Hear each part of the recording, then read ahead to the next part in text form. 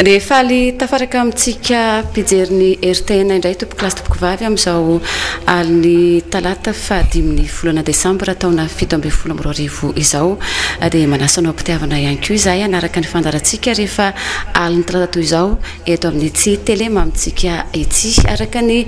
soratra mikorisa teo ambany teo dia andray vahiny ny fandarantsika any oalina dia tsy iza fa ny Pasteur Mailhol izay tonga soa eto Mahajanga indray ny namako anentana miaraka eto kosa andray ny vahiny dia ny mpanao gazety namana Crepe Andrianjafy miaraba anao Crepe Andrianjafy aton'izao fandarana izao dia miaraba ihany koa ny Pasteur Mailhol tonga soa eto Mahajanga indray. Inery miaraba antsika rehetra ny atokantrano any miaraba ny maoly ihany koa Pasteur mazoety tonga eto Mahajanga tonga sondray teto tomanana ny Mahajanga ary miaraba anao tonga ato anatin'ny plateau ny radio télé naka. Ya dia faly miaraba anareo mianada Crepin sy maoly mpanao gazety miaraba antsika koa ato tokantrano ato manaraka ny fandarana amin'ity talata hariva efa somary nalinalina teto ambony fandrina miaraba ny tonton tantine ny ankizy rehetra mahafinaritra vao maheno hoe Pasteur Mailhol ho avy dia efa eto apototry ny télé saditsika sady teto ambony fandrina ho anao tratrany ampisakafoanany aloha dia mirary saosy tomany mandrosa ato tokantranontsika Pasteur Mailhol miaraka amin'ny mpanao gazety izy mianada reto mandalo eto Mahajanga dia rarotana koa ny fotoana mba ifampiresahany. Mahatradiny ray katroka ny fiarahantsika mazava hoazy fa ny telopolo minitra voalohany dia isy ny resadresaka ifanaovana amin'ny Pasteur telopolo minitra faharoa kosa dia ianareo ampiaino ianareo vahoaka no ampiaina tanteraka ny fandarantsika amin'ny alalan'ireo fanontaniana izay mety manitikitika anao amin'izao fandalovan'ny Pasteur Mailhol eto Mahajanga izao marina fa Pasteur no sady candidat amin'ny fifidianana filohan'ny République amin'ny taona ho avy izy eto ampiandohana mametraka sady izay mianadahy fa dia ataontsika ampamendrena tanteraka ampanajana tanteraka ny fanontaniana mba ahafahany zany vahintsika zany mamaly zany araky ny tokony izy ihany koa mazava zany fa dia raha miala sy mivoana amin'izay fepetsenao dia miala siny fa tsy maintsy mandray fanapa-kevitra hanapaka ny fifandraisana aminao ny masinina izay anatokana ao amin'izany any ambadika any. Pasteur mandalo eto Mahajanga anao angamba ny ray volana lasa efa niaraka teto na nandro vitsivitsy niaraka teto tsika mianaka misy antony manokana ve mandalo eto Mahajanga dia matetika loatra izy zany sa? Ya matetika mantsy be da be ny asa atao amin'ity faritra avaratra andrefana ty Crepin dia izay asa be da be izay zany dia misy fotoana foy andalovako eto Mahajanga dia raha vao maheno moa nareo mpanao gazety hoe mandalo Pasteur dia fararotindray aloha hoe inona ny vaovao farany dia zay zany ny antony natongavana eto indray satria misy asa ampiangonana atao dia nareo tsy manaiky tonga amin'ilay fiteny hoe tsy mandalo katsamaina angamba vao tonga Pasteur dia efa andao aloha hohanina eto amin'ny fanontaniana eto amin'ny télévision eto ndraika dia zay zany ny antony misy asa manokana amin'ny fiangonana dia Enery akoatra izay fahatongavanao eto Mahajanga izay Pasteur Mailhol dia anisany ametrahana fanontaniana koa ianao satria rotonay ny fandalovanao eto resaka fiainam-pirenena no resantsika eto amin'ny akapobeany mihitsy dia ihany koa moa amin'ilay hoe maha-candidat anao ao anatin'ny fihazakazahana ilatsako fidiana amin'ny taona 2022 filoham-pirenena io no resantsika voalohany Pasteur Mailhol dia ity resaka vidim-piainana midangana isanandro eto Madagasikara ity indrindra fa ny foto-tsakafon'ny malagasy dia ny vary zany efa 800 ariary zao kapoaka ny vary any ar-tsena Pasteur Mailhol eto Mahajanga nefa Mahajanga manana ny sokotra voalohany dia maro vai aminao Pasteur inona ny tena antony tena hoe mampidangana ty vidim-bary eto Madagasikara ity? Za na tsy ary tena voalohany zany mahory Crepin amin'ny resaka vidim-bary io dia nitadidiko voalohany ariary 5 kilao ny vary 25 francs zany hoe 10 ariary zany 10 ariary zany ariary 10 zany tany amin'ny firy taona zany tany amin'ny taona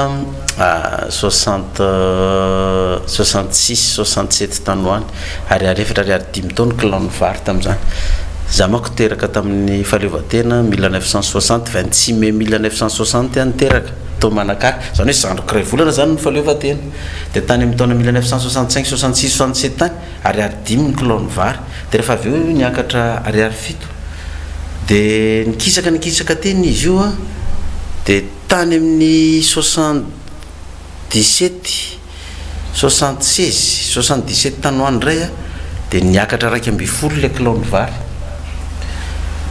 dia nisy ny teny tamin'izany hoe io ne mbola mety hiakatra 20 io kilao ny vary io a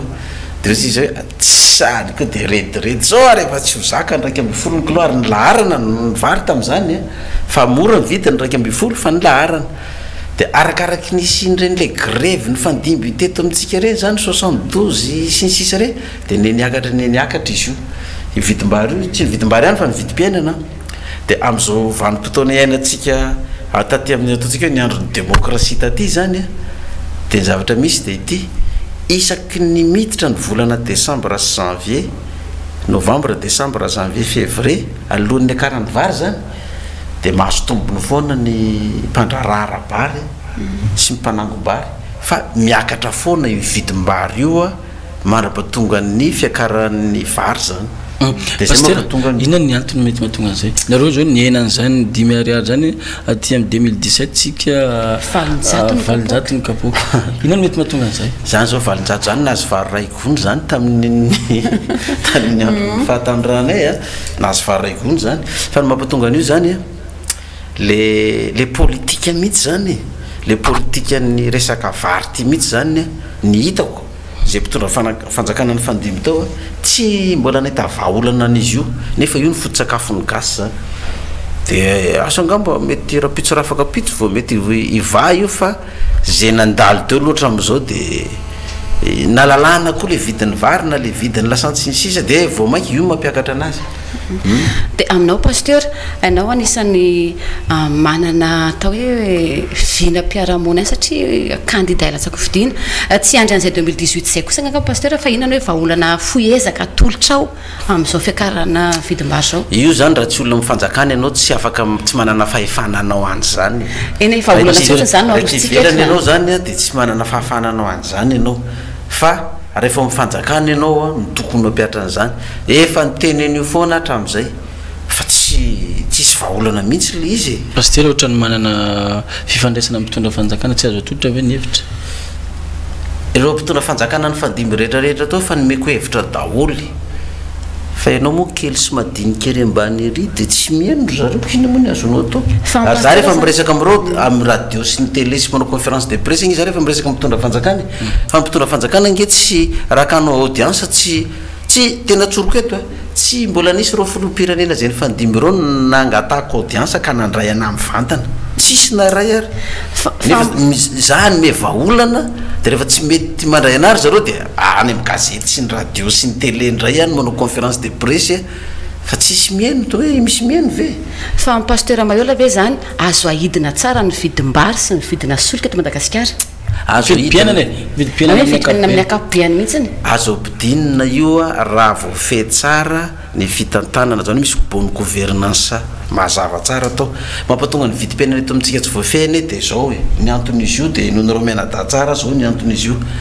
zay mpitondra fanjakana amin'ny fandimby rehetrarehetra teto amintsika zany ny harem-pirenena sy ny vola famatsiana eto amintsika ataoko hoe ny 90 isan-jato zay tokony ho lasany amin'ny vahoaka dia tsy lasany amin'ny vahoaka fa lasany amin'ny mpitondra dia zary raha misy apahafolo ny sisa ny lasany amin'ny vahoaka dia na io apahafolony io ary mbola anombinany ambaratonga tsirairay mbola tsy tonga 100 isan-jato any amin'ny vahoaka ary na le apahafolony dia io no mampatonga an'le vidim-piainana miakatra dia ao anatin'izany koa tratran'ireny le crise politique misy eto amintsika ireny reny crise politique ireny ange faly le vahoaka ny tolona dia niongana ny mpitondra fa ny conséquence ny fifonganan'le mpitondra iny zany dia tena fampotehan'le firenena mihitsy toekarena satria io tena politika ampiasainy vahiny eto amintsika io fa tsy dia mety tonga saina loatra manko tsika malagasy rehefa manomboka miakatraka raha le taux de croissance économique eto amintsika dia mipoaka foana io grève io dia rehefa mipoaka io grève io dia izao no fandehan'izy io midiny any an-dalambe ny vahoaka ny mpitondra fanjakana tenen'le vahiny manaova démocratie nareo raha zany tsy mahazo famatsiana rabola aloha ny olona hidiny any an-dalambe ohatra ny firenena rehetrarehetra dia rehefa midiny any an-dalambe tokoa ny olona zany dia manomboka mikoinsa le machine administrative dia mahazo baiko indray le mpitolona eny an-dalambe ataovy grève générale fa tsy mety tsony mpitondra io fa tokony asorona iny grève générale iny efa mampikatso n'le harem-pirenena zany le toekarem-pirenena de le mpitondra fanjakana kily any a tenen'le vahiny hoe zay ho ndamosinao fa aza matahotra ianao fa tany démocratie mila fietsem-bahoaka de ina zay zavatra mitranga efa hitan'le vahiny am'izay fa me mitotongana am'izay le fiarikarenanao zany tonga any am' zéro de tenenindray le andalambe io a raha tsisy raha mandrika tsy miala io fanjakana io fandana hoety vahoaka ny am' zone rose tenenindray le mpitondra fanjakana kilana lalàny iraisam-pirenena raha vo miditra zone rose de azo tifirina fa aza matahotra ianao fa zay o ndamosinao foana monsieur le président de jereva am'izay avy tokoa reto io tsy ala eo raha tsisy raha mandrika de mitondra vahoakany am' zone rose asainy mitifitra ny président vo mitifitra ny président vita am'izay miongana le fitondram-panjakana de miditra le tolom-bahoaka sy le mpitarika tolona te am' 13 mai miditra ao am' fanjakana de vo tafiditra ao am' fanjakana le mpitary tolona taty de kitapo vita no idirany io toekarena efa potika no idirany io de le mpitary tolona nefa nampanantena daholo fa rehefa tonga eo a de manga ny lanitra zao no ataotsika zao no ataotsika fa rehefa tonga eo izy jerevany tsy afaka manao inona satria mbola ny vahiny no mifehy azy keo de inona nataon'le mpitondra mihinana fotsiny sisa no ataony zany mandritry n'le manda eo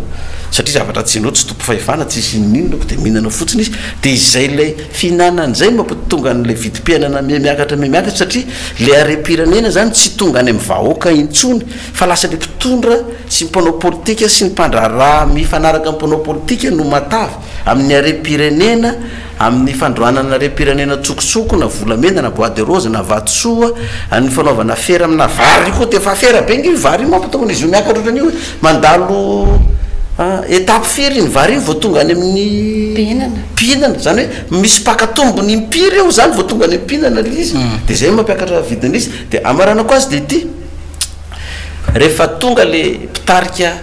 tolona nanongana le fanjakana teo eo amin'ny fanjakana zany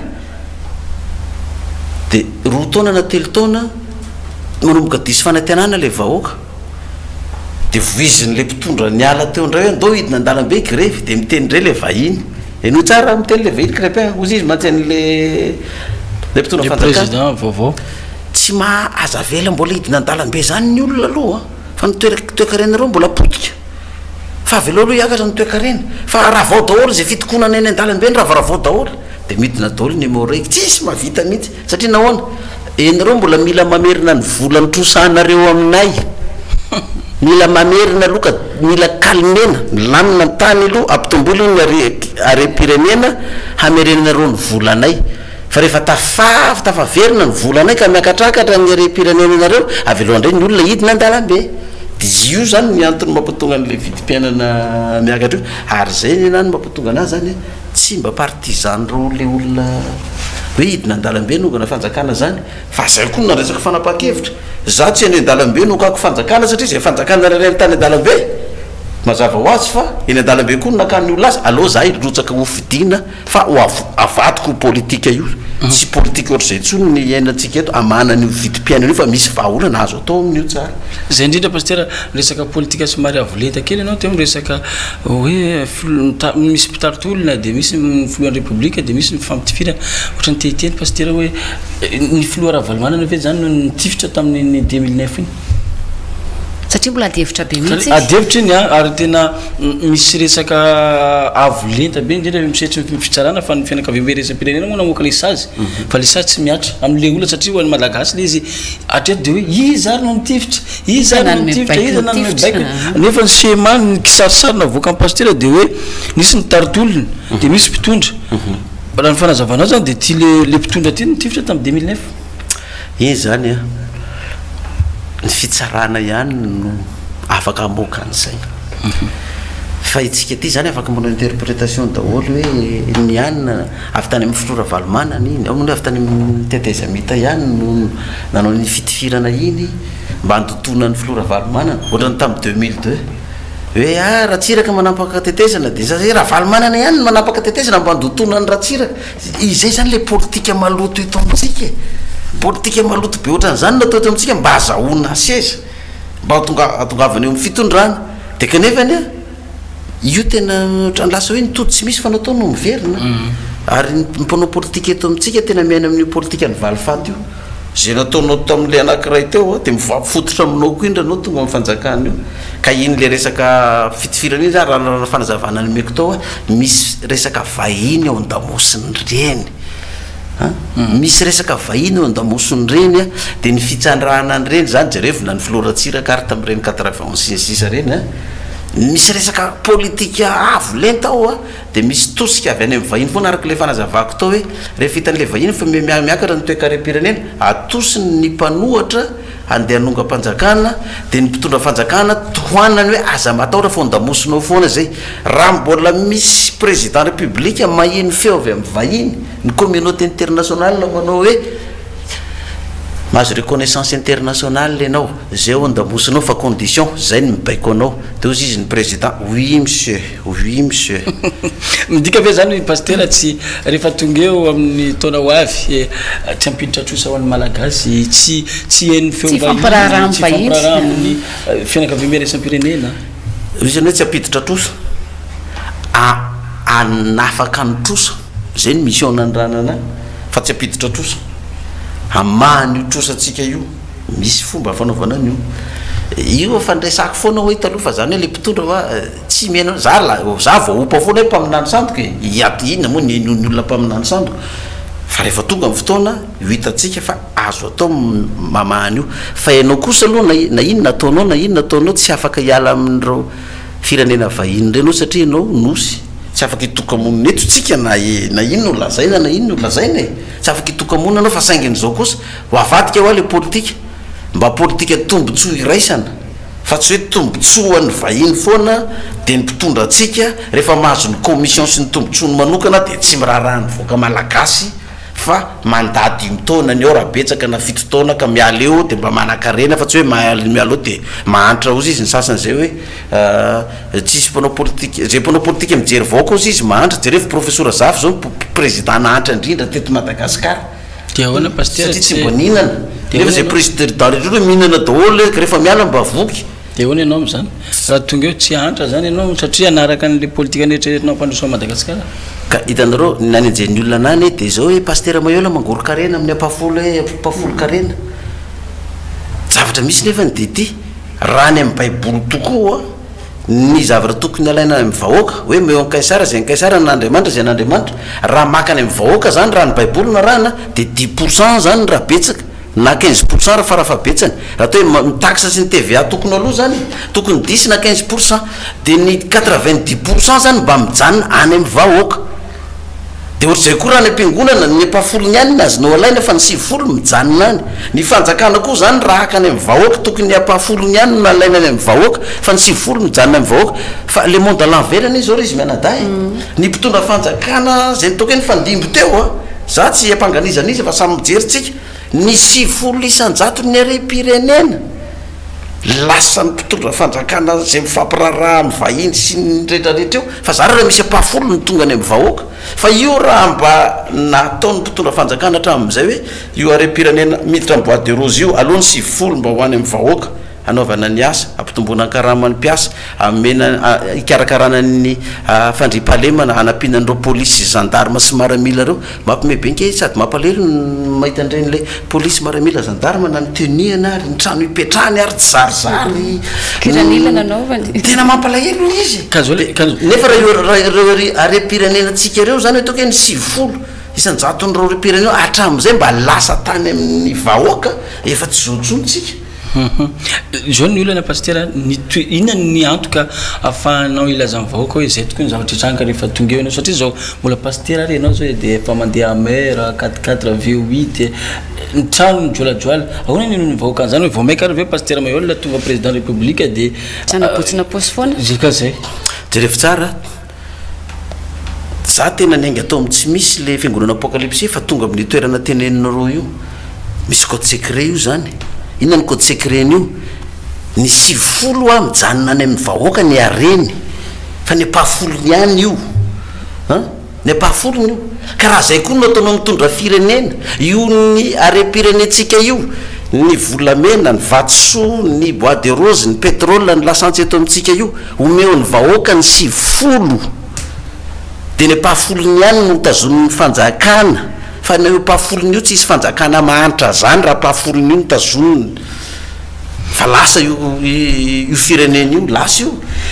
dia tsy haiko tsika raha ozy izy tsika hoe tsy possible zany fa raha 50 zany ohatra ny mahijaly zay vahoaka am'izany fa le pahafolony ihany aloha ny eo anay ohatra natao mpitondra politika hatramin'izay zay fa zatra mihinana n'le pahafolony iny ary tsy zato isan-jato tsy tonga ty aminay fa io ny politika nampiasaina hatramin'izay ka ahoanario mandeha ny fiangonana ampiasaina an'io nefa pahafolony ihany no alaina dia ahoana ny firenena tsy ohatra lavitra am'izay ohatra ka hoe teneniko fotsiny nareo mianadary taoko hoe raha ny 50 isan-jato ny vola ny bois de rose zay naondrana tany ivelan'ny tany nampiasaina teto amintsika zala zay konao karamany piasa io ary tsy hotsony valeur ny karamany piasa na vidim-bary sy lasanty io tsy hotsony valeur satria hiakatra be ny sandam-bolatsika tsy resaka tsony ny volamena sy ny vatsoa sy ny arena samihafa zay aondrana manondra tonga ny sinony rehetrarehetra mangalatra ny tany ny gasy mangoro karenako sasy io tsisy tonga any amin'ny vahoakany io nandray ary tsisy tonga any aminy io fa izay mpandrara sy izay mpitondra mpanao politika mifanaraka amin'le sinosy vahiny sy karana io ihany no mahazo tombony am'izany fa ny vahoaka mbola io memantra io efa niresaka an'izay le hoe fitrandrana renakibony tany eto Madagasikara zay anao pasteur dia niresaka koa ianao teo ny fitsabany vahiny amin'ny raharam-pirenena dia eo ny akolaka zao koa nefa be dia be ny vahiny efa mitsabaka ato anatin'ny tany Madagasikara mihitsy mangalatra tan'olona raha zay no filazana azy any Moramanga any tany amin'ny hektara maro 7 taonany sationany fotsiny zay vao tamin'ny herinandro-ambony iny aminao pasteur inona no atao hoe fepetra tokony ho raisy ny fanjakana mahalona andreny fibodon'ny vahiny ny tany malagasy reny amin'izao fotoana zao miseho lany tseroa izy eto Madagasikara ka ny fanjakana ihany inge ny fampiraraha amin'ny vahiny amin'ireny iny moa ny fepetra ho raisin'ny fanjakana amin'ireny fepetra ny raisin'ny fanjakana ireny dia zao mandefa emoreg izy mandefa mpitandro filaminana manala ny legasy ao amin'ny tany fefa lasan'ny sinoa io tsika zany afaka fotoana foy dia tsy anana tany razana intsony ny gasy raha mbola mitoy zao fa jerevy tsara morotsiraka rehetrarehetra reny ranonosy be any zany na any faritra sasany reny Sainte Marie efa tsisy any gasy tsony eny moron-dranomasiny tsisy gasy tompony tsony nanoray ary anao gasy ary mandeha mbola teneny lefa zany ala teo propriété privé tsy azo idirana nefa tany ny gasy inona fepetra raisin'ny fanjakana am'izany iny ny fanjakana ny fampiraraha aminazy sy manome an'lizy zay fanjakana fandimy taonka nanao an'izany daholy roviny zany vohitsahatra raha tsy tonga saina ho atsika malagasy koa ndrarika tsy mirarahy dia efa zay zany dia tsy mihetsika tsy manao ininina ianao io ny zavatra mitranga fa za kosa aloha apetrako mazava tsara raha tonga ny fotoana tokoa zay ametrahan'Andriamanitra anao za raha fantatro hoe io tany io fokon'olona eo manamarina fa ireo vahoaka reo mipetraka teo nandritry ny 30 taona 40 taona 50 taona 90 taona 100 taona ny taranaka ny fandimby fa tsy navita taratasy reo satria manao taratasy koa ngadalain'le mpiasam-panjakany verena am'izao mila vola zao mbola tsisy mpanao siny ao afaka ray volana miverina dia efa mivezivezy avy any alavitra any avy any mitsinjo any vezy zay dia efa lany fréotriny tonga aty mazenga mbola asaina miverina ndray afaka ray volana mba ataovy re ny an'olo ary dosy efa tamin'ny l'an 2000 ny mbola tsy vita dia ny anao zay omaly io no vita tonga dia kivy le olona ny ambanivohitra dia nylasa matahotra ary izy na niditra brao vetivety eo ino misy olona tonga manana tany manana taratasy mitondra n'le tany zareo tsisy ininina dia lasa n'le tany fa za aloha dia efa apetrako ary za tinga moa be fahavalo fa tsy haiko no velona no faty fa raha ohatra ka voamary ny zavatra ataoko zany dia zao raha fa tonga ny fotoana io le fokon'olona ao manamarina miaraka amin'ny président foko tany fa any reto vahoaka reto itany io dia marininy be ny tanànako fa anjareo io tany io ireo nefa miperaka toatra am'izay fa nisy vato latsaka taratasy tapoka tonga tany dia namena ny lasany reto vahiny reto tonga dia annulena ny titre n'le vahiny io miverina amin'ny tompon'ireo nanazary ny tany reo io tany io ary eo ny eo ny mpitondra fanjakana izay manana asa mitandrify an'izany dia manao ny taratasiny amin'ny ambaratonga rehetrarehetra tonga dia mahazo titre amin'izay io le tanyn'olona nangalariny io ty ary olona vao vato latsaka vao tonga vao hery taona na roa taona nahazo n'io tany io ko ny olona firy taona teto manina tsy vita ny taratasiny donc misy kolokolo avolentao zany misy aferafera be tsy mandeha zany resaka tsy alaiky an'izany mihitsy ara za aloha amin'ny fitondrana resaka voarakitra amin'ny lalam-panondrenana izy ty a laika ny fitondrana pasteur lany filoham-pirenena malagasy engane dia ahoany anova lalam-panondrenana satria zao aloha laika ny firenena malagasy amin'izao fotoana zao mazava be zany raha ohatra ka hoe lany filoham-pirenena zany amin'io lalam-pandroenana io dia tsy maintsy mametra-pialana tsy ho pasteur intsony fa hitondra ny vahoaka malagasy ray manontolo hanavitra azy amin'ilay fahantrana sy zao fahoriany zao fa tsy hitondra fiangonana intsony ka ny firenena fiangonana koa nge ny firenena reo amin'ny baiboly zanak'Israely firenena Israely fiangonana ilazany baiboly zany dia dikan'izay io lalam-pandroenana io zany mbola eo dia mametra-pialana zany aloha amin'io lalam-pandroenana io fa ny gaso iarahana hoe ovana ve io sa tsy ovana io lalam-pandroenana io de rehefa miteny zany gasy hoe ndao ary fa zany hoe anao référendum zany pasteur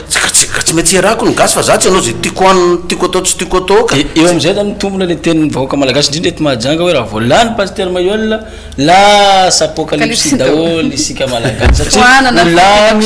olany amin'ny référendum le hoe pasteur sady afaka manao président fiangonana izy a no sady président république dia anao zay tiany atao am'izay le pasteur Mailhol satria président république sady pasteur ny fiangonana foana ny FFKM zany ka tsy référendum anao ataoko fa fifidianana fifidianana lalam-pandroenana ahoana zany misy karazana lalam-pandroenana maromaro tokony ho atolotra zao dia iny ny safidianan'ny vahoaka ohatra zay mbola miandany amin'ny état unitaire amboariny lalam-pandroenana dia raha fetony ianareo ny fanjakana ny miantobola anaovanareo propagande régime parlementaire lalam-pandroenana azo atao koa zany fédéraliste satria aty Majunga zao misy ny ranomasina fa ny manome permis any Antananarivo ny tombarotra azo amin'ny ranomasina ty any Antananarivo daholo mipetraka fa ny eto tsy mahazo ny vahoaka fédéraliste raha after fédéraliste mety iova ny fitantanana amin'izay fotoana zay fa ny tombontsoa ny ranomasina ty mety Majunga ny mahazo ny tombontsoa amin'io arebena ty amin'ny ranomasina io lalam-pandroenana anankiray azo atao koa zany lalam-pandroenana fahaefatra azo atao koa manao lalam-pandroenana autocratie fanjakana monarchie zany satria mbola be da be koa misy ny tangalamena ny mpanjaka zay mietreritra hoe ny fitondrana mpanjaka ny mety eto amin'ity fa tsy tia démocratie ty fa hatramin'izay narovana ty démocratie ty very ny sotoavana malagasy na ny fihavanana ary potika tanteraka izao mifamono sy mifankala anjakany kolikoly sy ny tsy fandripahalemana zao nefa tamin'ny andro ny fitondrana mpanjaka tsy nisy an'izany avereno amin'ny fitondrana mpanjaka koa avy loha hiatra ny dina sy ny sisa ataovy koa zay lalam-pandroenana zay safidianan'ny olona fa raha za zao amin'ny maha-pasteur ana araky ny teninareo mianadaty eo dia ny hoe io ve zany tsy ataonao terenao apokalypsy daholo ny olona raha maha-pasteur ana zao dia théocratie mba hitako hoe mety ohatra ny Vatican nge zao fitondrana théocratie na any amin'ireny fanjakana ny arabo reny théocratie ny an'ireny mety na tonga dindy fanjakana silamo satria silamo président dia silamo daholo koa ny ministre rehetrarehetra fa tsisy kristianina zany nandray azy ary lany ndray ary le io théocratie rasany aloha dia théocratie zany anankiray fa raha zay nefa raha za zao raha maha-pasteur ana dia zay ny hitako hoe mety amina fa za mety hoe mbola tsy zakatsika malagasy zany raha amin'izao état misy atsika zao satria misy firiny silamo eto misy firiny mpandala ny fomban-drazana eto misy firiny kristianité efa fandanjana io donc tsy possible mbola ho tanterakitsika zany raha amin'izao fa raha hitako hoe metimety amiko metimety amiko amin'ireo lalam-pandroenanareo zany za zany io fédéraliste io hoe inona fédéraliste tena mety sahaza ampandrosoana an'le firenena malagasy fa avy aloha ny vahoaka isafidy amin'ireo lalam-pandroenana dimy reo dia zay mety aminazy eo dia zay lany eo iny nitondrako ny firenena sy ny fanjakana zany mandeha be ny fotoanantsika mafana ihany koa ny adihevitra pasteur manana mpany amin'ny fifandraisantsika ny vahoaka any an-tokantrano any afaka miantso mivantana izy ireo rehefa afaka minitra vitsivitsy eo noho ny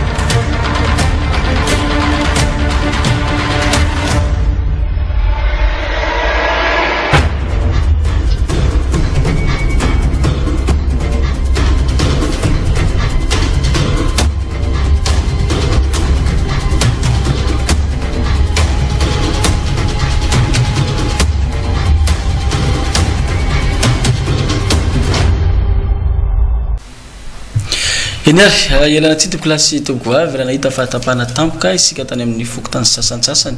izay tsy miankina aminay na lafiny teknika izany fa no ny fahatapahana herinaratra ka dia efa miverina araky ny tokony izy ny fiarantsika fotoana ihany koa mafana zato hoe ny adivitra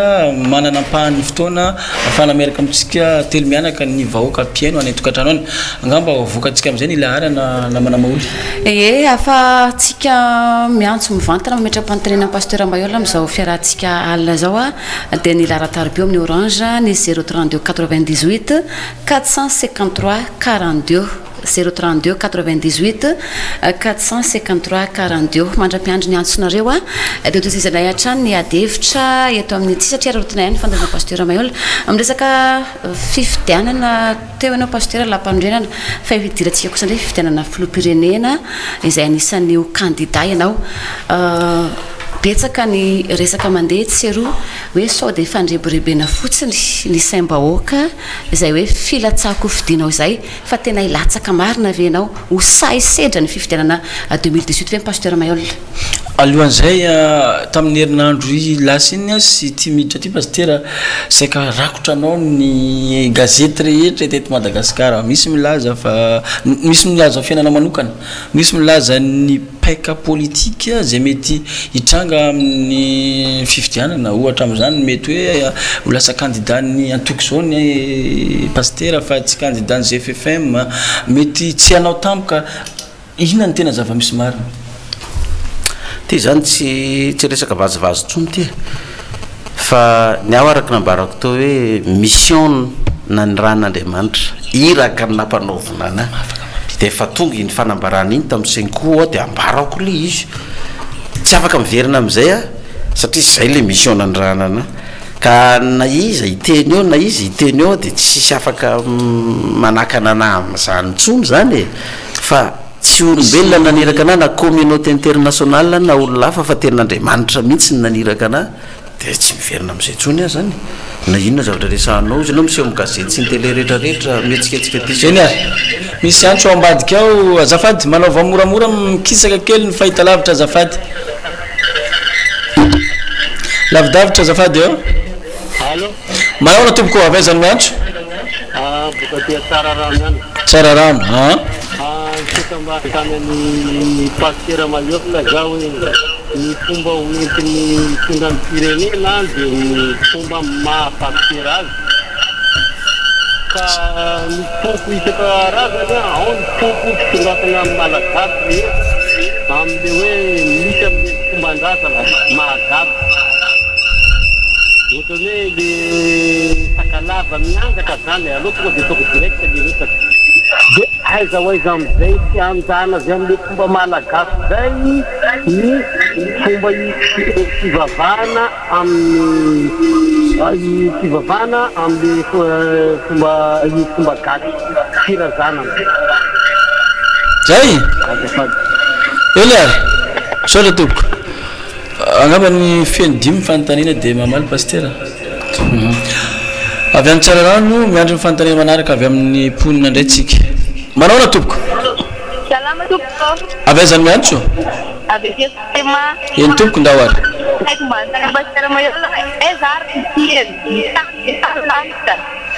eny ary sotra tompoko resiko tsara dia eny ary fanontaniana manaraka raha misy eo ambadika ao manaona tompoko manaona tompoko avy aizany miantso eny ary fanina zany ohatra tsy dia mazava tsara le farazava amin'ny Pasteur Mailhol hoe ho apetaka an'Andriamanitra zay taoko vahoaka mankasitraka tompo telo zay fanontaniana zay mbola manana fanontaniana roa tsika dia iroso amin'ny famalina zany ny vahintsika fa dia Pasteur Mailhol zay filoha maneran-tany Apokalypsy maraba tompoko avy aizany miantso eny ary ndahoary raha ohatra zany hitrany deuxième tour sa hitrany hery tsy mahazatamanana no andro deuxième tour filo fa Mailhol tsy maintsy ndamika kravaty manga mba hitady plasy ohatra amin'ny ministre na ohatr'izany ty izy mba kravaty manga ihany koa manira fa teny mahafapo zay am'zay zavatra zay izy zavatra tsy misy deuxième tour eny ary mangasitraka tompoko fanontaniana ray farany ary manao tompoko manao tompoko salama tompoko tsy miteny a ngamba no tapatsika misy afahany mpandray anjara hafa miditra avetrany ary manao tompoko salama tompoko avezany miantso atao moramora kely le télé fa mané tsara mandroso ambony ambondry ambony eny ary ndao ary efa mazava rehefa pasteur fa zay zany la président na eo tompoko eny tompoko eny ary mafisina kely namana technicien inona le fanontaniana farany teo tsy mazava ony fa de manao tompoko tapaka ve candidat ny SVM ve 2018 eny ary feno dimy fanontaniana tonga eto am-pelantanana rehefa aveo indray nareo miditra mivantana fa amaly an'ireo fanontaniana dimy ireo aloha pasteur fanontaniana voalohany de ny hoe raha lany président de république ianao a pasteur ianao zao manahoana ny makasika ny fomban-drazana tonga de nataony vantana izy teo le hoe le manao tromba ny douane manahoana mikasika reny foanana ve sa tsy ny voalohany indrindra zany a za ny fiaviko betsileo avy eo fianaratsoa manana ny fomban-drazanay zahay ny avy amireniko zany avy amiray koa antemoro avy eo vohipeno lokomby manana ny fomban-drazanay koa zay avy amiray beko ray ny reny koa zany Mailhol avy eo marotsetra izy io crépin pitsy misaraka zany teraka atao marotsetra dikan'izay a manana ny fomban-drazany avokoa ny gasy rehetra na ny kristianina na ny silamo na ny mpandala ny fomban-drazany samy manana ny fombany avokoa izy io za ma kristianina na zany a de tsy kitika ny fivavahana silamo na ny fivavahana kristianina zay misy a tsy kitika ny fomban-drazana gasy a satria gasy a amin'ny magasy ana ny mission n'andran'Andriamanitra ana de mazava tsara hanafaka ny gasy am'izao fahoriana sy zao fahantrahana izao sy izao fangalarany vahiny sy ny mpanambolany tany ny gasy madinika izao sy izao vidim-piainana midangana sy ny fahoriany vahoaka amin'ny fahantrahana izao sy ny tsy fandriam-pahalemana zay misy ainantsika eo reo ny urgence maika izay tsy maintsy hovahana amin'ity firenena ty ny fahasalamana koa anatin'izany zao anao raha tsy manambolany maty ny resaka kolokolo am'izao fotoana zao lazaka anareo mianada zay tsy manao kolokolo ndray zao ny victime ianao tsy manao kolokolo ndray zao ny victime aza manao kolokolo ianao amin'ny asa taratasy karakaraina amborao-panjakana rehetrarehetra any fa hery taona roa taona folo taona tsisy taratasy vitanao any na fahasalamana zany feno daholo ny rehetrarehetra de ny amahany zany problème zany na ny irahan'Andriamanitra ana fa sy ndraiky mpanao politika izy satria mpanao politika hitany hoe efa zay ny fiainan'ny mpanao politika miaina amin'ny zava-misy ainantsika izao ka raha mbola mpanao politika ianao de zao ihany ny eo dikan'izany tsy kitika ny fomban-drazana tsy kitika ny fombana silamo tsy kitika ny fombana kristianina fa samy manao zay very ny fampandrosoana ny firenena andao tambatra ny hery na kristianina ianao na silamo na mpandala ny fomban-drazana na tsy mivavaka ianao andao tambatra ny hery ialana am'izao fahoriana sy fahantrahana izao zay nandrana faharoa de hoe inona ny safidiny pasteur ny tany sa ny lanitra ozy izy mibaiboly tia tany takany any an-danitra mazava be ka za menao safidy inona ny tianao ny tany sa ny lanitra tianao daholo izy roa zany tia tany takany any an-danitra inona ny dikan'izany any an-danitra ngeninao tsisy ranomaso tsisy fahoriana tsisy kolikoly tsisy dahalo tsisy zany rehetrarehetra zany tsisy fantrana zany any de raha ny sitrapon'Andriamanitra zany tsy ho ampahoriny devoly ohatr' zao tsika amin'ity tany ity fa saingy ny mpanao politika foana moa ny tonga teo de zao no mahazo atsika fito amby 10 taona raha mba nanaiky ny malagasy nisy pasteur efa nilatsaka teo ohatrany pasteur Andriamanjato Resara, pasteur Daniel Rajakoba, pasteur Jules Andrianjoary fa tsy nety tamin'ny gasy zany satria efa mialatsiny amin'ny fiteny ny pepony mpanao politika hoe tsy raha ny mpitondra fivavahana ny raha politika fa halatra sy vonon'olona sy maloto ny ao fa nareo mijanona ny ampiangonana any de resy lahatra an'izay tokoa ny gasy io le halatra sy vonon'olona sy fitiavatena io tokoa nampiariny mpanao politika teto amintsika hatramin'izay fa politika koa ngeny tsy mangalatra politika koa ngeny tsy titeny politika koa ngeny tsy manao kolikoly fa sainginy zao tsy mbola ny olon'Andriamanitra ny ao de io ny zavatra misy zany ka mazava be raha ny sitrapon'Andriamanitra de niadanantsika ity tany de mba miadantsika mahazo ninona ny lanitra fa sainginy zao itsika moa mbola misafidy an'izao de inona moa ny azo atao tsy mazava ozy izy ny fanazavan'ny pasteur am'le hoe faminanina anao nilaza hoe apetraka nefa eo indray anao milaza hoe fidina azavaiko tokoa izy fa mariny zany raha miloatra ny tentsika tsy mazava tsy mampazava anazy de zao le faminanina tsy misy fanazavana fa de hoe apetraka ianao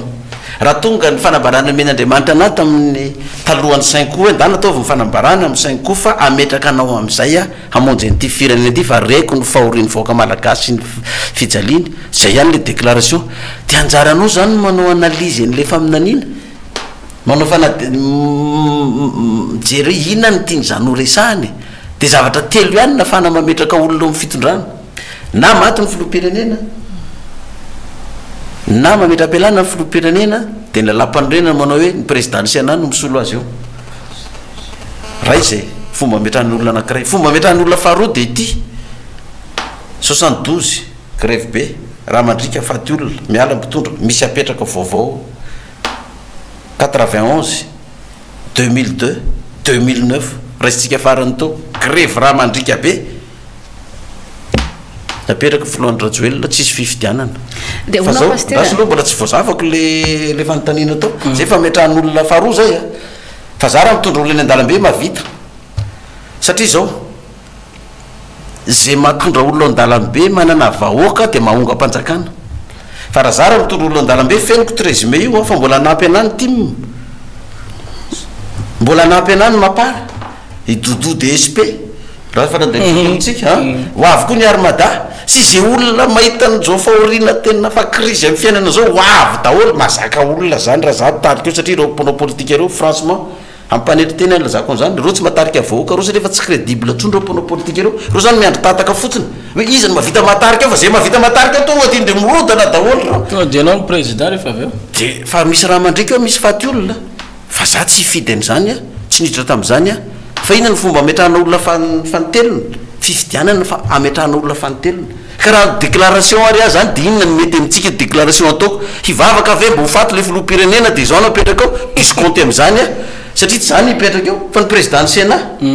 ide itaon'olona ny dalambe ve mavita fa raha mandrika zay za tsy hitondra ny vahoaka atao sorona za tsy hitondra ny vahoaka malagasy atao sorona am'izany takan'izay efa tsy nanakeko an'izany hatramin'izay mpitondra ny fandimy tao zany tsy itiavany mpitondra ny fandimy tao anany satria za tsy mba nanona ny torom-bahoaka hatramin'izay satria fantatro ny vokan'io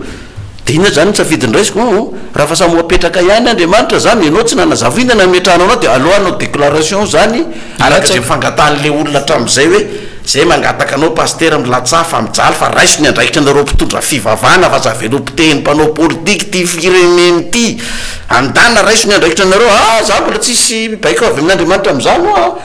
raha ohatra ka te filoham-pirenena nanao tamin'ny 2013 fa discompte zay tamin'ny 2013 hoe discompte satorana aga zay discompte satorana fa ny faminanina tsy diso de za tsy nanao fa tonga ny fotoana fa de zay ndro tsaka le fomba fahatelo le hoe vahoaka ny mametraka io zany ny safidianako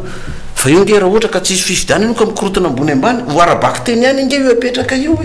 de honao pasteur midika ve zany fa tsy maintsy olany ianao amin'ny fifidianana satria faminanina le izy ozy ianao midika avinao fa tsy maintsy olany ianao rehefa tsy mety amintsika vahoaka mpitondra fivavahana mpanao politika ihany averinao hoe eona zany le faminanina rehefa avy eo davelao tsy homarinany faminanina de ny vahoaka ny zakany zay zakany eoko za tsy hitomany filoham-pirenena zany tena franchement za tsy hitomany filoham-pirenena fa raha fa tsy mety amintsika vahoaka ny mpitondra fivavahana mpanao politika raha filora valomana nge ola mieritrehitra ny iveriny tsy meko tsy mihitsy filora valomana raha iverinao magro ty koa ny poten'ny équipe ny Andry Rajoelina tamy 2009 dimy taona tsy nisokatra amin'ny magasin ny flora valomanana 2 milliards tsy haiko na marina disy fa ny zavatra eny koa 2 milliards par jour ny bénéfice nety ny flora valomanana amin'ny magasin io eran'ny Madagasikara 10 taona izy tsy nivatra perte 4 milliards izy zany de menao tsy nivesy re verinao mba merina ny fananany ray ok ary ny fanontaniana manaraka de hoe raha mandeha ny fiodinana faharoa amin'ny fifidianana filoha hery izay ampierinasa amin'izao fotoana zao sy ny filoha marika raha valomanana no manao ny fiodinana faharoa izy izy toananao satria ony ianao tsy maintsy mila seza sa tonga de hijanona eo satria tsy lany filohan'ny république zao na malekony zany ny ray am'ireo na raha valomanana na Iandry Rajoelina na Rajaona Romampianina no manao deuxième tour amiko de zay matanjaka am'ireo maresy anahy satria za candidat an'Andriamanitra nge naniraka any zany anao mirotsaka za candidat an'Andriamanitra raha izy deuxième tour zany de za matoky za tsy matoky olombelona fa za matoky an'Andriamanitra naniraka anahy fa raha tsy maintsy izy deuxième tour mameraka fanontaniana amitsika ndika zany fa tsy tokony hipetraka ty fanontaniana fahadimy ty de hoe candidat nipetraka za tsy candidat ny SVM ary ny SVM mary tsy nalala akory ny déclaration zay nataoko fa tapoka tamin'iny na ny tim na ny mapara satria reo nikotikôty ana daholo hoe vidina lafy ny collégium amin'ny Pasteur Mailhol iny amin'ny fifidianana fa zay mavidy amin'ny Pasteur Mailhol no lany kanto zany latsaka discompte satorana daholokory zareo eny ary vahoaka mivantana indray no ampiainan'ny fiarahana amin'ny alalan'ny fanontaniana alohan'ny saratsika mandeha tokoa ny fotoana amin'izao fotoana zao tokolasy toko avy mbola Pasteur Mailhol vahitsika manaona toko mbola tsy tafiditra manaona toko salama Pasteur Mailhol salama toko salama mba mifantana kely avy aminay vahoaka za mba avalio azafady eny ary Pasteur Mailhol ve tena tapa-kevitra ny lataka amin'ny filokirenina sa noho le fanapa-kevitra avy any ambony eny ary mangasetraka tompoko miandry ny fanontaniana faharoa ary tsika de efa hoe vonina ve sa miandry ny fanapa-kevitra avy any ambony manao tompoko salama tompoko avy aiza miantso azafady eny ary ndao ary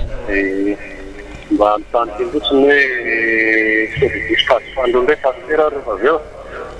manina sodisikaty fandro ay raha amina hoe raha tamin'ny fiangonana manodidana manina raha le zokony litaterna ny tadiavan'olona de mba manoana n'izany ok ary de ny fahatelo manaraka an'izay raha ohatra tena betsaka an'Andriamanitra zany ny sisy deuxième tour zany amin'ny premier tour de efa eo zany de hita mitsy izy disy na disy mangasetraka tompoko le faharoa le hoe raha fiangonana ihany tsy aloha hoe manoana fiangonana zokiny aloha Pasteur de mba le zandro no manosika ny zoky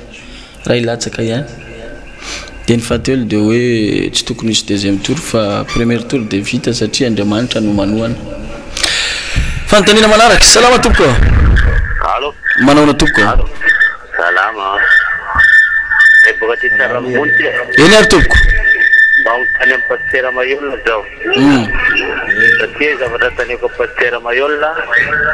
misy zavatra nataony tety hoe misy code secret amin'olombelona zany tamin'ny 666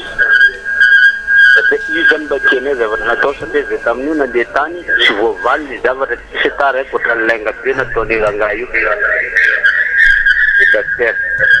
zay zany mba tiako hoe mba valeny kely zany alohan'izy lataka président république efa leo zay milainga ty sao de mivadika zavatra hafa koa vavaka manjary vadika amin'ny politique ok mangasetraka tompoko iangaventsika zay miantso mba malavidavitra kely ny fahitalavitra na ampidinina kely ihany koa ny amafin'ny fahitalavitra manao tompoko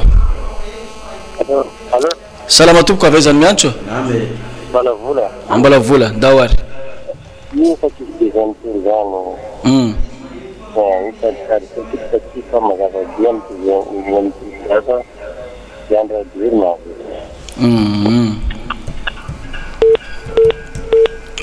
fanontaniana ray farany ary alohan'ny amalin'ny vahintsika manaona tompoko eny ary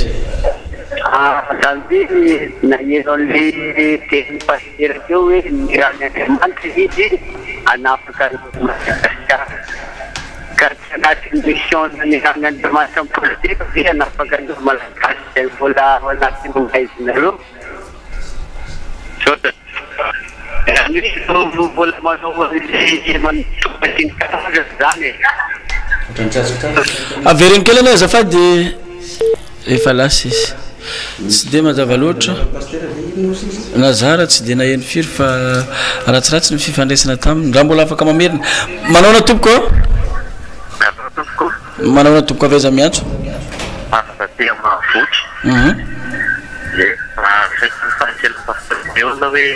efa tsy tanteraka moa ny 2013 rehefa tsy tanteraka moa tsy anao tsy akaviteo isaiko moa teneny baiboly dia nanalinao dia mitonga ndreny 18 efa tsy tanteraka nday satria amina manokana noko tsy ho tanteraka mihitsy eo valinao inandray zao no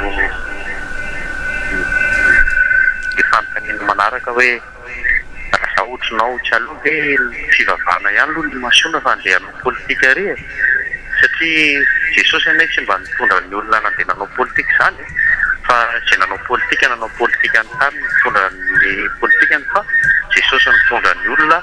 eo amin'Andriamanitra saotra betsaka tompoko mangatsiraka tompoko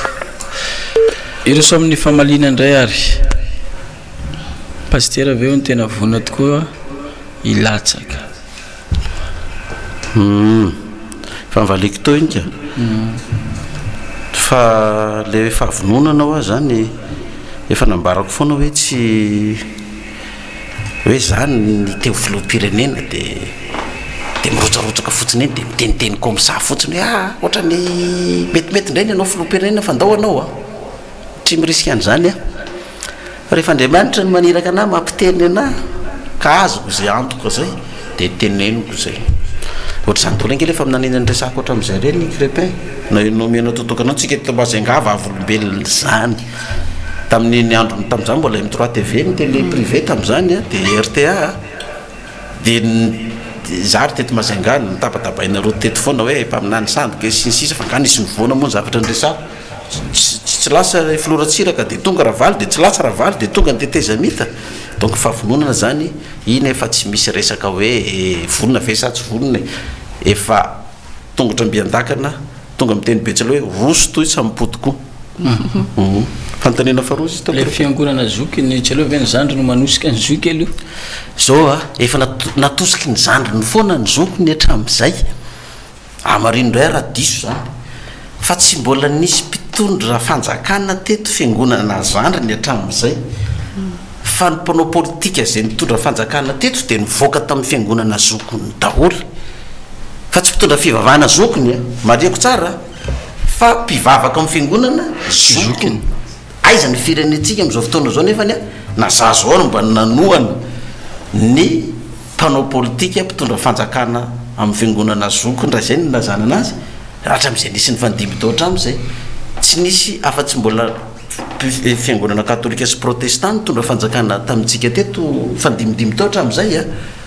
fa ozy aho hoe ireo tsy mpitondra fivavahana fa mpanao politika fa raha ohatra ka mpitondra fivavahana zokony zandry zokony na katolika na protestant ao mpitondra fivavahana no nitondra tao zaho alazaiko aminareo tsy ory zao tsony ty firenetsika ty tsy taky zao ty fa efa ely ty ny lasa fa sainginy zareo moa zany mbola tsy nahazo antso tamin'Andriamanitra hoe ndany ataovy zany de mety zay ny tsy nanaovan'ireo fiangonana zokonyireo de aloha ndray ary mba andramany zandry ndray sady zao koa ny mahafana izy ty raha tanteraka tokoa lany Pasteur Mailhol de zay zany vao misy mpitondra fanjakana avy tamin'ny fiangonana zandriny fa mbola tsy mihinana kisoa ho an'ny gasy mandala ny fomban-drazana zao zay tsy tia kisoa sao de mety amindray zay ho an'ny silamo zao mety amin'izay ho an'ny mivavaka sabotsy mety amin'izay fa tsy haiko indray le mivavaka mety hoe mihinana kisoa ndray hoe sao de foanany gareny kisoa de peritetrotsika de azavaiko eto aza mataotra an'izany tsika nanran'Andriamanitra anaty tsy anafoanany kisoa zany kristiera tao tsy ny foanany kisoako izy ahoana nananako fahefana zany sasany hoe foanako nitoka sy ny sigara tsy mahavita an'izany fa za mahino ary tao Tananarivo milaza hoe raha i Pasteur Mailhol io ny tonga eo de tsisy fanabadiany lahy sy ny vavy zany fa raha mpanao politika ihany nao de mba ohatra ny firenena mandroso de mba afaka mifanambady ny lahy sy ny vavy fa re Pasteur Mailhol anao dia tsy za aloha dia tsorokosa aloha tena tsorokosa aloha na inona ho atao eto amin'ity firenentsika malagasy ty raha za président dia tsy anaiky an'izany fanambadiany lahy sy ny lahy sy ny vavy zany na dia tsy azo fanampiana ara-bolany eran-tany ary dia ataoko référendum malagasy hoe tsy azo fanampiana ara-bola tsika raha tsy anaiky ny fanambadiany lahy sy ny vavy sy valy ka manaiky an'izany ve tsika malagasy ka raha nivoaka malagasy manaiky anao hifanambady ny lahy sy ny vavy sy ny vavy lany amin'ny référendum miala tsy filoham-pirenena tsony eo ny anareo tsy mba hiaran'Andriamanitra hiarany loza amin'io eto toroy fa azafenina nisy le code secret nisy olona tonga niatrika an'iny na eno an'le antso nataona dia tonga atao maison de la culture nefa tsy vavaky kory ny olana hatramin'izao lenga fotsiny olona nafafin'ny pasteur ao zay le iny zany le code secret hoe tongavanareo fa aty maison de la culture inona code secret navoakako to tsy ny fanalana ny toka sigara sy paraky sy rongony sy ny fialana amin'ny fitsaboana amin'ny marary raha vao marary ianao mba tsy ho lany volany amin'ny hôpitaly satria raha vao tsy manambola ianao migatra tsy migatra moka fa hoe maty zany iny code secret navoakako to fa za tsy hoe code secret 666 any fampianarana Apokalypsy Mission iny fa ianao zany tsy dia naheno tsara hoe zanga ny teny hoe code secret 666 no avoakao fanalana toka fa tsy fanafonana ny toka fa zay olona ta hiala amin'ny toka no miala fa ny toka avy alao ihany satria ianao ngena misoro toka tsy tonga dia eo dia maty ry tanora 30 taona anao vao maty misoro toka zany hoe raha 20 taona anao zany misoro toka 10 taona anao vao mety ho faty fihinany mampisahorana anao amin'izany raha isotro anao fa efa kaiky ho faty dia manatona ana amin'izay efa kaiky ho faty afa sory amin'ny toka raha-pasy tsy misy tsony moa deuxième tour fa lany madiodio premier tour rajoelina pasteur amin'izany tsy maninona zany zay mba fanirian'le olona normal zany rajoelina ny candidat mba tiany ina moa ny olana amin'izany afaka miteny koa ngeny tim tsisy ny deuxième tour fa raha valomanana ny lany eo ny azo vemma koa afaka miteny tsisy any rajoelina sy raha valomanana afaka milatsaka zany eo ozy izy ny ekipa ny azo vemma fa ny azo vemma ihany tsisy Mailhol lalany zany koa fa ny azo vemma ihany nenay io tsy maintsy lany sady efa mizara propagande ifananana vola sy ny sisa ny azo vemma efa mihetsika fanampiana avy any velany efa miditra vita ny lalana mahazo fanampiana kit scolaire ny mpianatra ny vola efa miditra ny azo vemma ny lany premier tour démocratie zao afaka mamoaka ny hevitry ny daholo ny GFFM koa mety ilaza lany premier tour fa za miteny aza mba miteniteny an'izany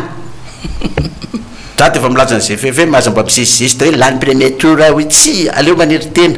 alohantsika lazainy olona tsy lany any dia voalohany sy voaka ny safidy raha tsy tateraka ny efa tsy tateraka ny 2013 tsy tateraka ny 2018 koa izy fa haiko mihitsy izy fa tsy ho tateraka io dia ina indray ny atao pasteur fa aza manao politika ny fa i Jesos Kristy tsy mba nanao politika fa zao alazaiko tsika malagasy tena tsy indriko apetrako mazava tsara rehefa tsy ilayntsika mpitondra fivavahana za tsy tomany filoham-pirenena averiko tsara zay fa mbola te hiverina ho any mpanao politika maromaro reo ny mpanao politika dia zao aongany io fa mba hihinana koa zay fa be zay laninareo teo zay dia mbola misy mpanao politika te hiverina koa eo ka ho atsika le nyteny teo hoe Jesosy Kristy nge tsy anao politika tsy mahay baiboly ianao ny langage mot politika fotsiny tsisy eo amin'ny baiboly fa zany politika zany nge ny définition zany police cité de la vie de la ville zay ny atao hoe politika fanatsarana ny fiainam-bahoaka amin'ny faritra anankiray zay ny atao hoe politika dia zany nataon'ny mpanao politika manatsara ny fiainan'ny mpanao politika fa tsy neny vahoaka nen'zareo mpanao politika no atsarainy raha misy tombontsoa vola be ny bois de rose dia ho anazy mpanao politika sy ny mpandraraha miaraka aminy misy tombontsoa vola be ny vary io tsy miraharaha izy na hiakatra ohatriny any vahoaka any fa ny tombontsoany any ny azony ny mpanao politika zany tsy fanatsarana ny fiainam-bahoaka fa fanatsarana ny fiainan'izy mpanao politika sy mpandraraha zay ny anazy no atao hoe politika fa ny tena vrai politika fanatsarana ny fiainam-bahoaka politika ny Jesosy nataony inona nataony Jesosy mofo dimy tsy azan-drano roa raha tia tena Jesosy ny mpiana no haniny dralahy izy telo rahalahy tao iny tsisy nomeny an'inona ndray aza ny vahoaka fa satria ny azy politika mitsinjo ny vahoaka dia nampitombony mofo dimy tsy azan-drano roa iny olona tsy omby 10,000 nisy ambony 12 sobika ny sakafo tamin'izany politika koa nge zany mandresy lahatra olona zany finanaovan'i Jesosy an'ireo mpianatra reo petera fotsiny ohatra ny politika nataon'ny Jesosy hitaritana amin'ny petera mpandrosoa amin'ny lalana ohatsy dia alatsao le ratonao dia ozy izy petera tsy mpanarato le ranamana aty eto mari vety venao ny anarato dia mizao andro ataondro zao inona nytrondro azonao fa saika zao nohony amin'ny teninao ary dia hoalatsako ty raha ohatra ka tena vrai ianao a dia hoalatsako ty dia nalatsany tokoa izy saika tsombo ny lakana dia izy jesosy am'izay andao fa tsy ataoko mpanarato trondrotrondro fa mpanarato olona fa ndaona resy latry petera hoe ty ny tena izy politika zany fandresen-dahatra olona ary zany re politika zany politika ny fahasalamana gratuit ny jesosy ny fahasalamana fitsaboana gratuit zay tonga atao aminy tsabony gratuit zany tsisy nandovolana ny ariary ary tsisy nanao kolokolo tamin'i jesosy na ny mpianatra ary politika daholo zany tapitra sady ny fotoanantsika fa raha Pasteur Mailhol ny vahiny na mandamaraina ary tsika mibetsaka fanontaniana avy any amin'ny vahoaka fa hojerentsika amin'ny fotoana mamety azy zay mifandalova manaraka fa fariparanantsika ny fiarahana Mailhol anisan'ny fanontaniana manetikitika ny vahoaka koa farany ty Pasteur ny hoe amadika tara politika eto Madagasikara ianao anova famindra sy fijery mihitsy zany ianao a moa ve zany tsy ara-iasa amin'ireo dinosaure politika zay mbola manana fahefana amin'izao ianao rehefa tonga ny fitondrana tompoko tsy ara-iasa amin'ny dinosaure politika izao a reo le dinosaure politika reo zany mana talenta izy ireo misy talentan'izy ireo amarina reo raha diso ny teneniko tena talentan'izy ireo dia ity ahoana ny fomba atao mba hampanakarena eto amin'ny fitondrana ka rehefa mba miala eto dia tsy mahantra intsony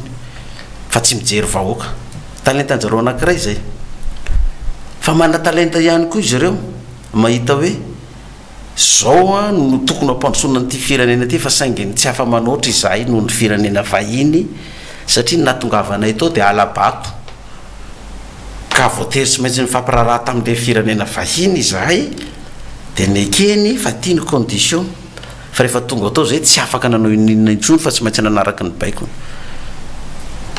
talenta nanan'zareo zany haindreo dinosaure politika reo zany dia ny dinosaure politika dia ty efa ninana nareo raha tsiraka nandritry ny taona lava miala ataoko loha hidiranay mba hinananay efa ninana nareo raha valomanana miala ataoko mba hidiranay efa ninana nareo re filohan'ny rajoelona midina miala ataoko mba hidiranay azy ve mafa be zay laninareo zay tamin'ny sino zao vola lany daholo problème sanandro problème zao zao miala daholo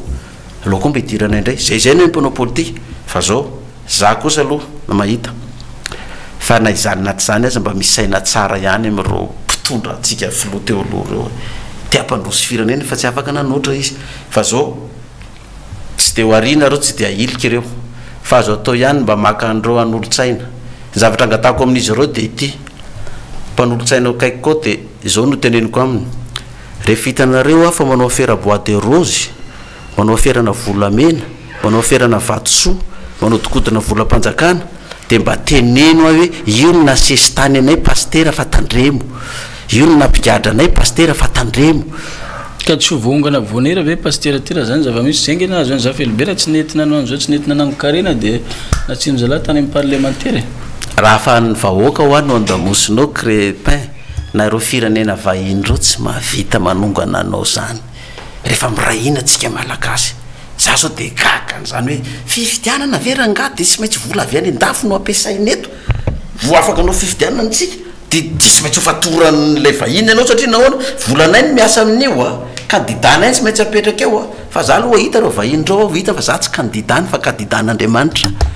fa tsy zany dia ifampiraharaha am'ireo fa ireo ny ifampiraharaha amintsika malagasy rehefa tonga eo isika satria za tsy kandidany vahiny reo ary za dia efa manafatra eto alabato foana no mampatonga ny vahiny amatotra ny mpitondra antsika eto fa za dia efa milaza amin'ny fanjakana mpitondra fanjakana mba mahaiza maka lesona re fa io fomba fiasantsika amin'ny alabato sy manao atsozainy kandida rehetra ingeny nasesy tany an'le mpitondra teo aloha rehetrarehetra tsy nahitany lozy dia mba mahaiza maka lesontsika amin'izao fotoana izao ka hoe alabato ny hoe ary za koa dia ilaza amin'ny ekipa mpanaraka tsy fanaraka amiko am'zany ianao raha mangalangalabato zany dia efa miteny ato fa gadraiko anao raha ny ekipako mangalabato zany raha za tonga mifitondrana ka hoe mbola angalangalabato zany tsy mahasoan'ny firenetsika zany alabato zany ary zany mbola napotika atsika hatramin'izao fa ty fitondrana ty am'izao fotoana zao ohatra mitady rirandrirana hanao an'izany mitady teknika sy fombafomba paipaika maloto efa hanao an'izany koa fa de za dia efa milaza deny zao mba tsy fanomezantsiny fa zany nasesy tany ny filoravalo sy ny filoratsiraka sy ny mpitondra teo aloha fa raha ohatra nareo nitady loza am'izany midira am'izany ko fa za de mananatra dian'izao ataovy madio fifidianana io re ataovy mangarahara io mba ho modely tsika eto Afrika mba hampandrosoana n'ity firenena ty fa aza mieritreritra ny anao lalao maloto amin'io hoe mba iverenenao fa nanao an'izany nge filora valomanana fa lany izy fa tsy nisy rotaona de niongana ohatran'izany koa filoratsiraka tamin'ny 89 rotaona tateorina 91 lasa fa aiza ny hafarany zava-doza fa de ny amo zany tsy teny atsipy apony malala tady atsipy natandroko ny omby zany de anjarany tsiraray mandinika ny lisy fa farany teneniko zany de ty amaranako ny teniko hatramin'izay tsika malagasy ny akamaroantsika malagasy de tsy mifidy ny antony de tsotra izy mianata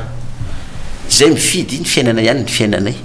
tsy mifidy zay ny fiainana ihany ny fiainanay hidina rina zay fifidianana any de jerevy nefa ny fiainantsika hatramin'izay tsy ny fidianatsika zay nakaiza ny nanakarena ve tsika tsisy tsony ve ny kolikoly afaka mampianatra ny zanakitsika any andafy ve tsika afaka mitsabo tena ara-dalàna ve tsika manana fahefana mividy ve tsika satria tsy nifidy tsika hatramin'izay tsy vao maika nletika de za re voaka malagasy am'tindray mitoraka ty kosa andao anaovan'ny politika eto Madagasikara tsika raisiny didy masina anao ny firenena andanaingana misoratra any amin'ny fokotany 20 taona miakatra karapanondro ataovy de misoratanarina manomboka an'izao vola desambra zao hatramin'ny volana janvier fa raha tsy mifidy tsika de mbola lololoviny mpanao politika eto fa efa misy paipaka maloto hono any ataony zareo amin'ny resaka fifidianana io fa raha vao tsika maronisa no mifidy tsisy azo atao ny mangalatra amin'io raha vao ngeza be ny elanelany vato fa raha vao kelikely ny elanelany vato io de mbola azo atao foana ny manodina an'io ary manana fahefana manodina ny mpitondra fanjakana tsisy afaka mialan'izany hatramin'izay ka hatramin'izao de za mamporisika atsika malagasy andao re am'ty ndray mitoraka ty hoe tena novo satria miakina am'ty zany hoe mbola hitombo 5 taona ndray ve ny fahantrako sa iva ao anatin'ny 5 taona fandraisanao andraikitra ny mamaly an'izay fanontaniana zay na ozy ianao hoe tsy andray andraikitra fa voaloha hitombo 5 taona ihany ny fantrako fa zakako na ozy ianao hoe tena novo atateraka ka tsy hiatry ny fahoriana 5 taona fa mba ho hiala am'izao fahoriako zao indray de safidy malalaka ny atsika fa zay ngamba ny any teniko farany sambo ten'Andriamanitra daholo tsika mba sady hoe tia tany ny any an-danitra ny fiadanana fa tsy de hoe tao tany ihany ny fahoriana nefa ny lanitra tsy azo vodobo loatra ny takambirikra zay ny tranga eny are de akasitrana be dehibe ianao Pasteur Mailhol nanakio vahiny tamin'ny fandarana indray tamin'ity alay ity akasitrana ihany koa ny mpanao gazety namana Crépin Andrianjafy izay niarany sala teo amin'ny fanatontosana izao fandarana izao isorana be dehibe ihany koa isika totokatrano tato nandray anjara mivantana tamin'ny fanontaniana tapotra ny fandarantsika mametraka mandrapitafa ao manaraka indray tompoko lasy tompoko vavy ary mirary toromaso mamoatsika rehetra veloma tompoko